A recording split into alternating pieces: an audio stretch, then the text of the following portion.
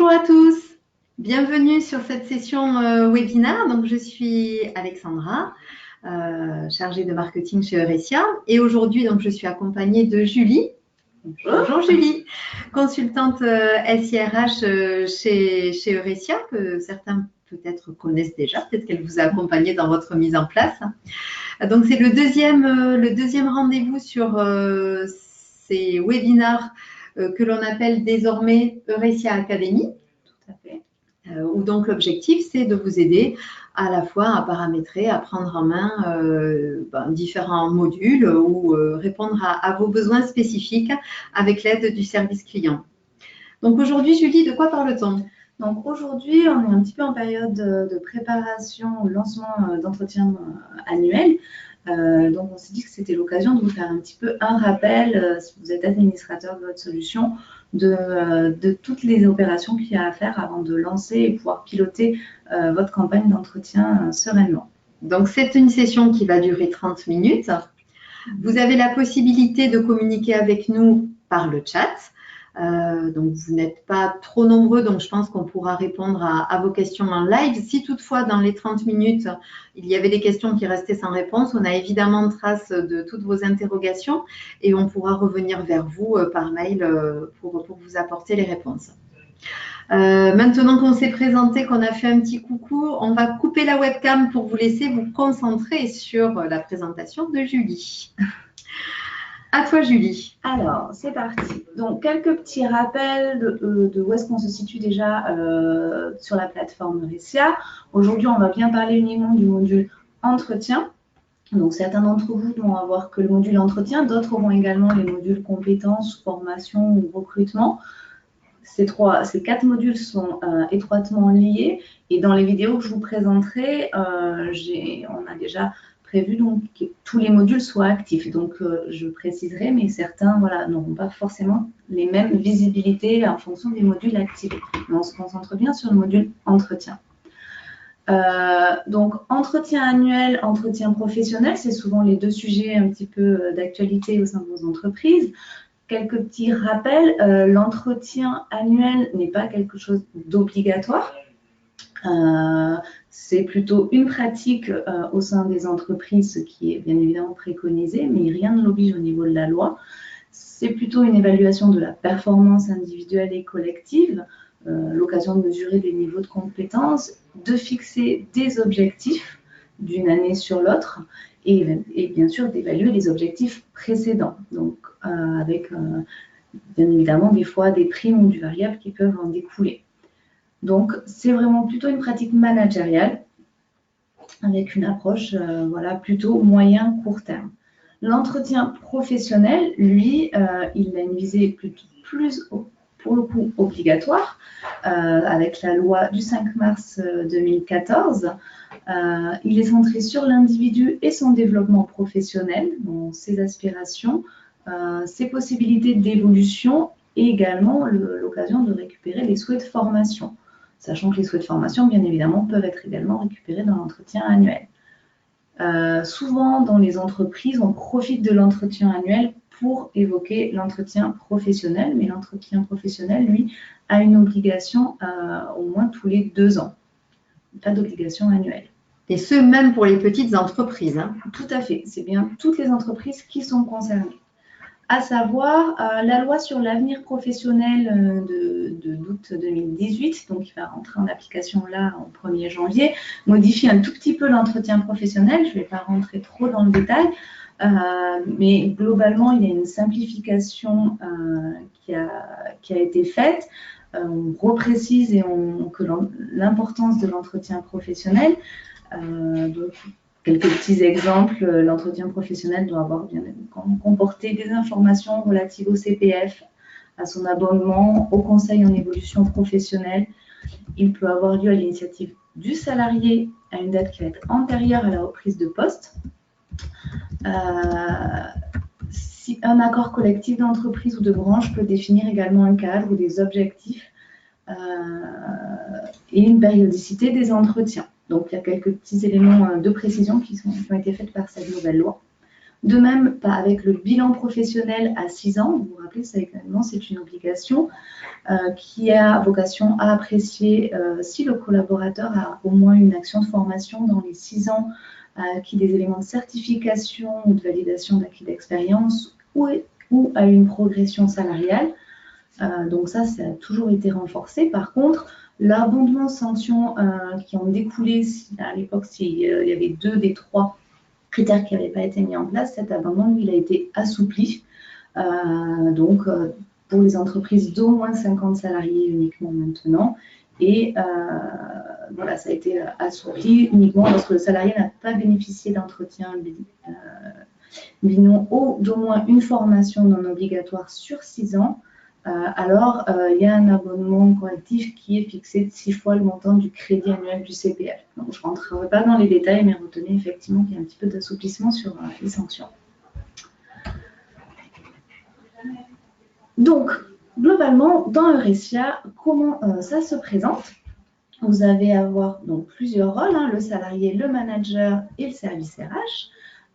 Chacun va avoir un rôle important dans tout le déroulé des entretiens. Le salarié va préparer ses entretiens. Il aura aussi la possibilité, comme je disais avec le module compétences, de auto-évaluer ses compétences et aura un accès à l'historique, bien évidemment, de ses entretiens passés. Le manager aura également, pourra avoir, ça tout dépend de votre paramétrage, la possibilité de planifier et de préparer ses entretiens. Et le service RH, lui, bien sûr, va lancer, piloter la campagne et récupérer après toutes les informations. Alors, quelques étapes préalables nécessaires pour... Pardon, je vais vous lancer la vidéo du coup. Voilà, sur la préparation d'entretien. Donc là, je suis sur un environnement de test. Une première vérification à faire avant de lancer vos entretiens ou de lancer une campagne, c'est de bien vérifier que tous vos salariés aient un manager dans leur fiche salariée. Donc là, je suis en tant qu'administrateur, je vais dans l'espace administrateur, j'ai ma base de salariés sur laquelle je peux voir directement que chacun a bien un manager attribué, puisque c'est cette information-là que Eurecia va récupérer. Un et un seul manager, puisque si vous mettez plusieurs managers, ça ne sera pas possible. Les deux ne pourront pas valider l'entretien. Donc, on est bien au niveau de l'onglet emploi de la fiche du collaborateur. Et si besoin, vous avez toujours la possibilité d'exporter en Excel rapidement votre base de salariés pour aussi faire des filtres plus rapides. Deuxième vérification à faire, les droits d'accès SIRH. Donc, toujours dans l'espace administrateur, dans la partie, là, pour le coup, module talent, vous avez un droit d'accès SIRH ou droit module talent, ça dépend de votre paramétrage. Donc là, je vais bien venir vérifier que chacun a le bon rôle, manager, collaborateur ou administrateur. Et si besoin, ouvrir un nouvel accès, donc en cliquant sur ouvrir des accès et rajouter les personnes concernées. Un petit conseil, commencez toujours par, si vous avez de nouvelles personnes, de nouveaux collaborateurs à rajouter, commencez toujours par d'abord les administrateurs, d'ouvrir les accès d'administrateurs, puis les managers, puis les collaborateurs, puisque la liste au fur et à mesure va être dégressive et vous pourrez basculer directement toutes les personnes restant en collaborateurs une fois que vous avez identifié vos administrateurs et vos managers. Dernière étape de vérification, le manager qui mène un entretien, donc ça normalement, il n'y a pas de raison que ça soit modifié, mais c'est quand même important. Les personnes qui mènent un entretien doivent avoir un profil manager. Donc un collaborateur qui serait passé manager dans l'année, qui va faire des nouveaux entretiens, assurez-vous qu'il a bien un profil utilisateur manager et donc qu'il a accès aux fiches de ses collaborateurs. Une fois qu'on a fait toutes ces étapes, on va maintenant passer à la préparation du coup de son entretien. Et on va commencer avec notamment identifier si on a bien le bon type de campagne. Donc normalement, vous avez déjà, si vous êtes déjà utilisateur des entretiens, je vais m'arrêter pour pouvoir revenir vous montrer un petit peu où est-ce que j'ai été. Vous avez déjà identifié lors de votre paramétrage initial avec votre consultant les différents types de campagnes. Mais vous pouvez, et vous avez la main pour pouvoir créer de nouveaux types de campagnes si vous en avez besoin. Donc là, je suis dans l'espace administrateur des entretiens. Je clique sur type de campagne et là, vous voyez que j'ai toutes les catégories de campagnes. Je peux en rajouter une ou en archiver s'il y en a que je n'utilise pas, voire même supprimer et même réactiver. Je vais également vérifier ma configuration de droits. Donc, configurer les droits à cet endroit-là, ça va vous permettre notamment d'identifier deux choses importantes. La première, les visibilités et actions de chacun. Est-ce que le collaborateur peut visualiser le questionnaire du responsable? Donc, quand on met questionnaire ici du responsable et du collaborateur, c'est bien le questionnaire de préparation de l'entretien. Est-ce qu'il peut le publier? Est-ce que chacun peut le publier? Est-ce que chacun peut publier également les objectifs passés et sa préévaluation? Donc tout ça, ce sont des caractéristiques sur lesquelles vous avez la main. Et si vous devez les modifier, bien pensez à les modifier avant de lancer votre campagne. Également, vous allez vérifier le circuit de validation qui aura été paramétré normalement initialement. Pour un circuit de validation ici, vous avez pareil la main pour le modifier. Par défaut, c'est toujours le responsable qui est le premier valideur. Donc, puisque c'est lui qui est en charge de faire le compte-rendu de l'entretien, c'est lui qui va valider en premier.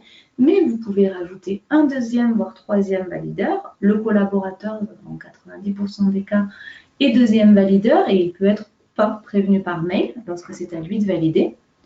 Et vous pouvez même éventuellement rajouter encore un troisième niveau. Ce n'est pas forcément conseillé, parce que ça peut alourdir après le process.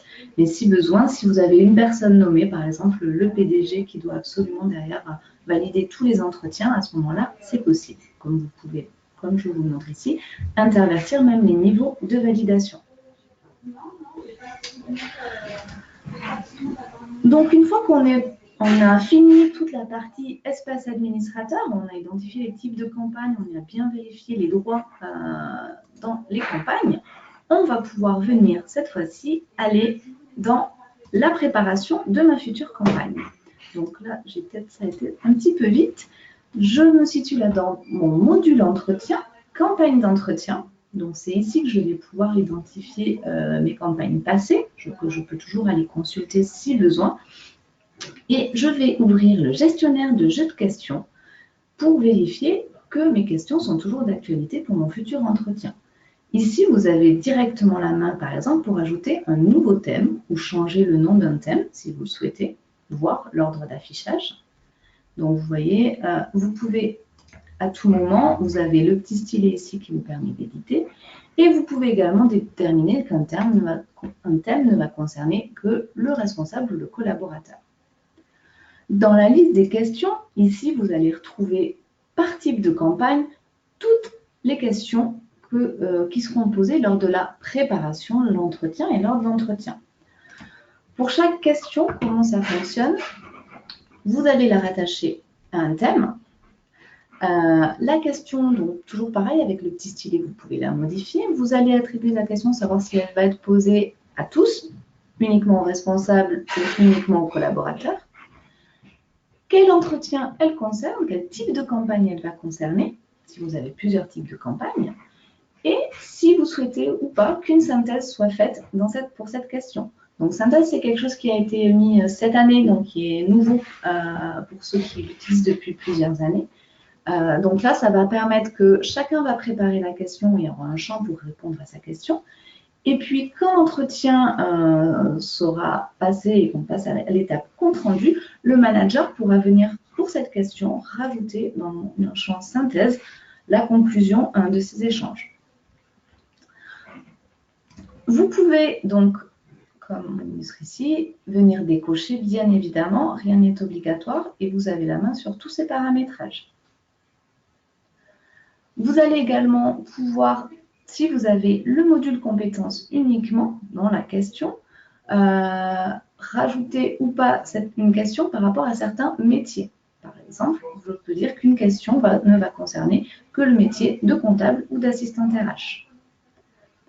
Donc, chaque question, comme je vous l'ai dit, est modifiable, supprimable. Le type de réponse également, vous pouvez le modifier si c'est une réponse libre ou un questionnaire à choix multiples. ajouter une question, donc ça sera le petit bouton tout en bas. Et ici, vous pouvez donc choix multiples. Vous avez des listes que vous avez prédéfinies si vous en utilisez déjà, ou créer éventuellement une nouvelle liste. Attention, rappelez-vous bien, les listes ne sont pas modifiables. Si vous avez créé une liste et que vous souhaitez la faire évoluer, en mettre une autre, il faut créer une nouvelle liste. Et ça, c'est bien indiqué tout en bas. Donc voilà, une fois que vous avez bien vérifié, vous avez également la dernière partie de votre questionnaire qui sont les éléments de conclusion. Donc là, ça va être des questions uniquement avec une réponse libre et qu'on se posera à la fin. Donc l'idée, c'est de reprendre un petit peu les questions principales et celles que vous voulez apparaître dans l'étape de conclusion. C'est parti un petit peu vite encore, je vous le remontre. Tout à la fin, vous avez la possibilité de visualiser les questions par métier ou les questions que se poseraient. Voilà. Donc là, par métier, c'est uniquement si vous avez le module compétences, mais vous pouvez voir les questions que chacun visualisera, tant le collaborateur, le manager et également les questions de conclusion. Donc ça vous permet de faire une vérification. Peut-être avant de passer à l'étape suivante, on va juste jeter un petit coup d'œil pour voir si vous avez des questions. Parce qu'on vous a montré quand même pas mal de choses. Julie vous a accompagné vraiment sur cette démarche de démarrage. Alors, juste un petit instant, le temps qu'on puisse retrouver vos questions.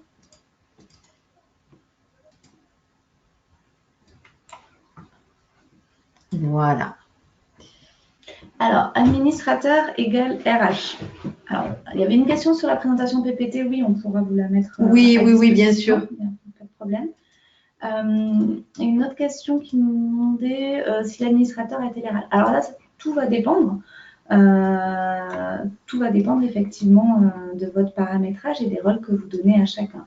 L'administrateur dans la partie droit SIRH, ça va être la personne qui aura la possibilité de lancer une campagne, de consulter l'évolution de la campagne, mais également et surtout de pouvoir aller dans les entretiens de tout le monde en consultation. Donc, c'est quand même souvent le service RH. C'est quand même souvent le service RH par défaut, mais ça n'a pas besoin d'être tous les RH d'un service. Avant de passer à l'étape suivante et d'entrer dans le sujet, voilà, j'allais demander si vous aviez d'autres questions. Alors Arnaud, oui, vous pourrez avoir le support. Par contre, les vidéos, vous devrez revoir le webinaire si vous avez besoin de revenir sur ce que vient de présenter Julie. Alors, les vidéos, sachant qu'on les mettra également à disposition dans le centre d'aide pour compléter les articles qui existent déjà. Voilà, donc Arnaud, je vous invite à aller voir le centre d'aide. On va peut-être sur l'étape suivante, Julie. Donc ça y est, tout à fait. On va dans la campagne cette fois-ci. Tout à fait. On va lancer la campagne et suivre l'avancement de sa campagne. Donc, pour lancer une campagne, on est toujours dans l'entretien campagne.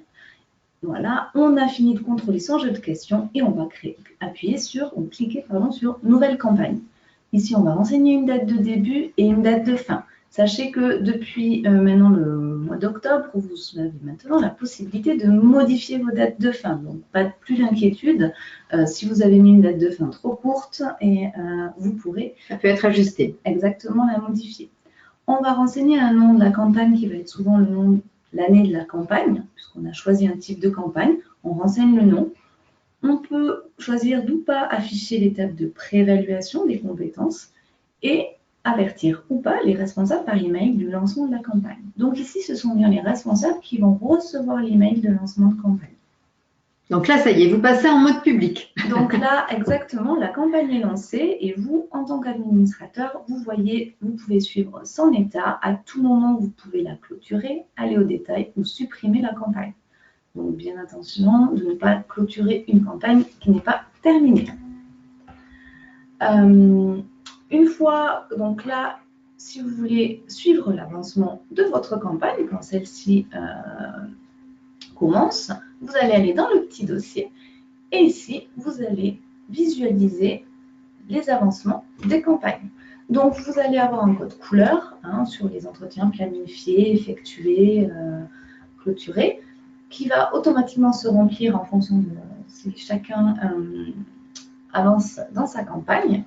Vous avez une visibilité globale dans la partie statistique, sachant qu'au fur et à mesure, vous allez pouvoir, en cliquant sur le petit arrobase, relancer éventuellement des responsables qui n'auraient pas commencé leur entretien. Qui sont le plus à la traîne. Vous pouvez le faire de manière globale, exactement, ou vous pouvez le faire aussi de manière individuelle. Dès que vous avez ce petit arrobase qui apparaît à côté du nom, vous pouvez lui envoyer un mail de relance. Ici, j'ai cliqué un peu, ça a cliqué un petit peu vite. Vous pouvez aller sur le contenu de l'entretien en cliquant juste dessus. Et donc là, ça va vous permettre de visualiser l'entretien et son contenu. Donc ça, c'est l'entretien. Chacun va préparer donc la partie d'abord questionnaire, comme on vient de le voir. Ça va peut-être un petit peu trop vite du coup la vidéo. La partie questionnaire, la partie préévaluation des compétences, si j'ai le module compétences, objectif précédent pour évaluer mes objectifs fixés sur l'entretien précédent, nouveaux objectifs pour définir de nouveaux objectifs et conclusion. Sachant que dans la phase où vous n'aurez pas de campagne lancée, donc imaginons que j'ai eu ma campagne l'année dernière, entre-temps j'ai pas eu de nouvelle campagne, j'avais clôturé ma campagne, entre ces deux périodes, dans les fiches des salariés, il y a la possibilité de rajouter de nouveaux objectifs ou de faire une évaluation mi-annuelle d'un objectif. À ce moment-là, ça sera bien évidemment mis à jour dans les objectifs précédents. Quand vous évaluez les objectifs précédents, c'est ceux de la dernière campagne et les évaluations ou les nouveaux qui ont été rajoutés depuis. Donc, voilà le lancement de votre campagne. Je vois qu'on a d'autres. Quelques questions. Alors, on va prendre vos questions avant de voir, je crois, Julie, la dernière étape. Alors, le manager évalue les compétences du collaborateur en amont de l'entretien. Voilà, je crois que c'est le sujet que tu viens de traiter, en fonction du N-1. Exactement. Alors, le manager il nous faut quand même lancer une campagne et que le manager et le collaborateur aillent éventuellement dans l'entretien pour préévaluer les compétences. Vous pouvez également lancer, si vous avez le module compétences, mais ça sera peut-être l'objet d'un autre webinaire, une campagne d'auto-évaluation spécifique à l'évaluation des compétences. D'accord. Donc justement, Sylvie nous pose une question sur l'auto-évaluation dans le process. Qu'est-ce que vous entendez, Sylvie, dans le process au niveau de l'entretien annuel notamment? Alors, l'auto-évaluation des compétences, à partir du moment où chacun peut préparer, effectivement, le collaborateur pourra commencer à auto-évaluer ses compétences ici, dans cette partie-là. Le collaborateur s'auto-évaluera, le manager évalue dans la phase préparation et après, ils pourront mettre en commun leurs évaluations. Donc, ça se passe bien sur la trame même d'entretien, Julie. Ça peut se passer sur la trame même d'entretien. Et pour répondre à la question de Sylvie, si c'est en amont de l'entretien annuel, à ce moment-là, on va lancer ce qu'on appelle une campagne d'auto-évaluation. Vous avez dans les types de campagnes, par défaut, un type de campagne qui s'appelle auto-évaluation. Et ça veut dire qu'on lance une campagne propre d'auto-évaluation de ses compétences. Mais là, le collaborateur, pour le coup, pourra le faire uniquement directement dans sa fiche salariée, dans son encart compétences. Et je pense que c'est la réponse aussi à la question de Nathalie qui demande quelle est la fiche, ça veut dire quoi? Afficher l'étape de préévaluation. Oui, l'étape de préévaluation, ça sera l'étape de préévaluation des compétences. C'est cette étape-là. Si vous le décochez, à ce moment-là, elle ne sera pas affichée. Vous pouvez totalement gérer l'évaluation de vos compétences en dehors de l'entretien annuel ou dans une campagne spécifique. Arnaud nous demande si les salariés reçoivent un mail en début de campagne. Non, c'est les managers qui vont recevoir un mail pour les avertir de l'ouverture de leur campagne. À eux, après, de relayer à leurs collaborateurs que les campagnes sont ouvertes. Généralement, le service RH aussi le communique. Puisque le collaborateur, lui, il aura un menu juste entretien, mes entretiens, où il va dans sa fiche salariée et là, il a accès directement à ses entretiens.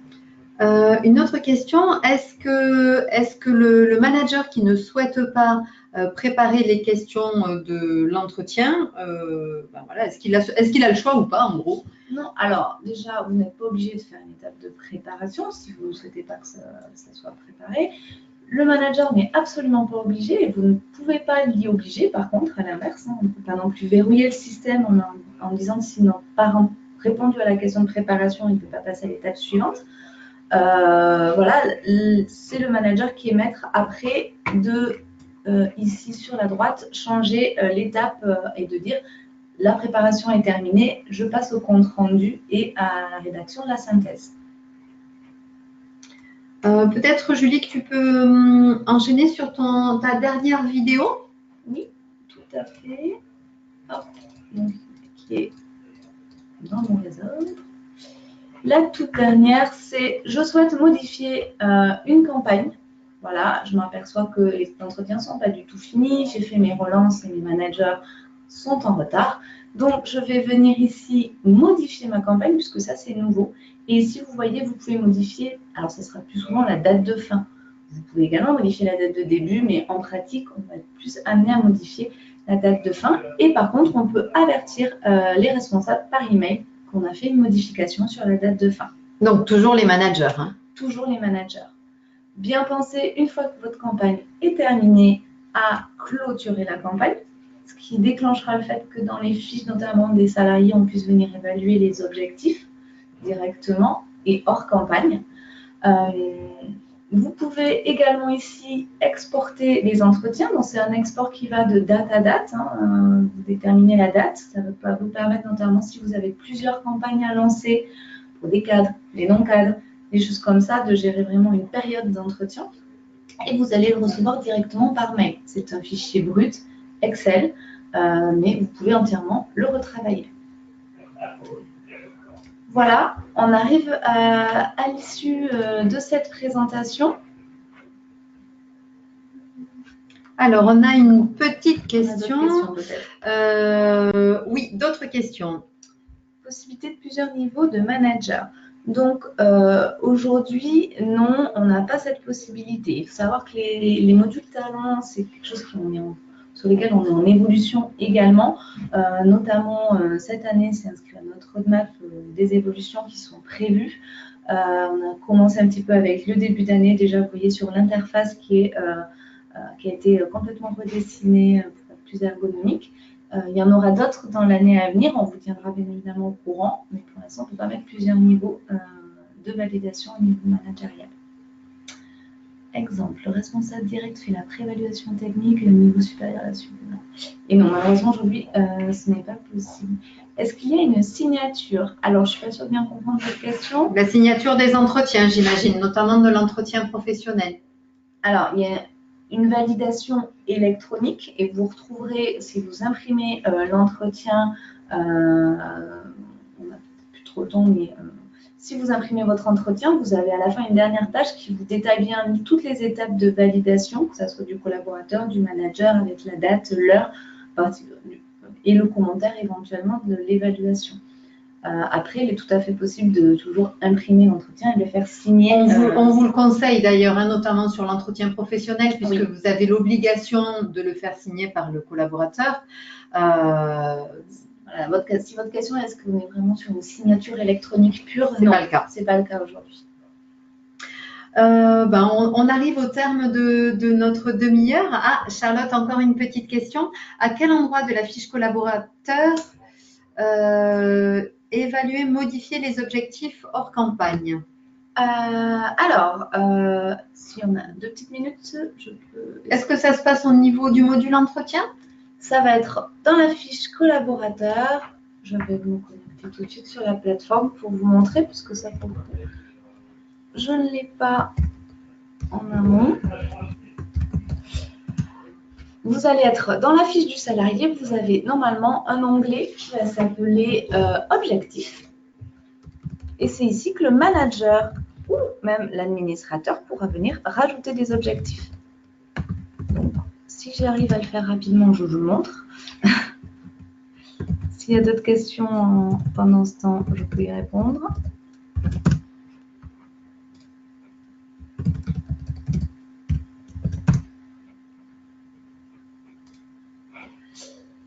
Alors, il faut bien que j'ai une campagne qui soit pas ouverte. Je vais me mettre dans ma propre fiche salariée. Ici, donc vous avez un encart objectif. Donc là, moi, je suis dans ma propre fiche. Mais quand la campagne serait bien fermée ici, le manager ou l'administrateur pourra venir ajouter un objectif. Est-ce que ça répond à votre question, Charlotte? Vous pourrez également venir évaluer les objectifs. Donc ça, c'est intéressant. Ok, bon, ben parfait. Donc non, les objectifs ne sont pas distincts de l'entretien. Justement, les objectifs sont liés à un entretien pour qu'ils puissent justement être repris dans l'entretien. Par contre, leur évaluation, elle, peut être tout à fait distincte de l'entretien.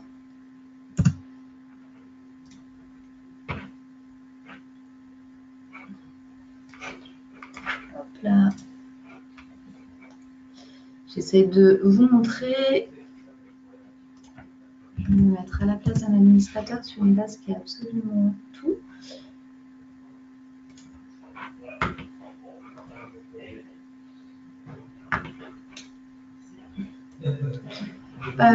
Donc voilà, donc là, si je vais sur la fiche de n'importe quel utilisateur, ici, dans mon onglet objectif, je vais peut-être pas clôturer. Ah, voilà. Tant que ma campagne est ouverte, ici, je ne peux pas. Mais par contre, si je clôture ma campagne, je pourrais venir lui rajouter des objectifs. Donc, je ne vais pas vous faire perdre trop de temps peut-être avec ça, mais j'ai une campagne encore ouverte, c'est pour cela que je ne peux rien faire. En tout cas, on a bien vu que ça se passait dans la fiche salariée. Hein. Tout à fait. Module spécial pour objectif. Non, non, pas du tout. C'est lié au module entretien et c'est accessible à partir du portail RH. Exactement. Voilà, donc comme je vous disais, ici on peut venir ajouter un nouvel objectif directement. Ma campagne est close, je peux venir ajouter un objectif. C'est exactement le même principe que quand je le fais dans l'entretien, mais ça sera un objectif qui sera ajouté hors campagne. S'il y a un changement de poste dans l'année, entre deux entretiens annuels, on va peut-être redéfinir les objectifs. Et également, je peux venir, donc si j'avais, je n'en ai pas ici, mais si j'avais des objectifs définis dans une campagne précédente, je pouvais venir directement les évaluer hors campagne. On arrive au terme de cette session. Bien évidemment, si vous avez encore des questions, vous pouvez les formuler auprès du support qui y répondra et qui pourra vous renvoyer, comme l'a dit Julie, sur le centre d'aide avec la possibilité de revisionner certaines des vidéos qui vous ont été présentées aujourd'hui. Si vous avez des questions, des besoins pour faire évoluer votre plateforme, eh bien c'est Guillaume ou votre interlocuteur commercial qui est à votre écoute pour vous aider. Et puis nous, Julie, on se retrouve bientôt. Notez-le, le 20 décembre, Julie est de retour pour une nouvelle session de ces webinaires Eurecia Academy. Et cette fois-ci, Julie, mon petit doigt me dit qu'on va faire la to-do, la liste pour les actions de fin d'année avec Eurecia. Exactement, ça sera un petit peu toutes les petites actions auxquelles il faut penser en fin d'année, que ce soit sur donc, les compteurs, le calendrier, avant de préparer une nouvelle année sereine. Donc, guettez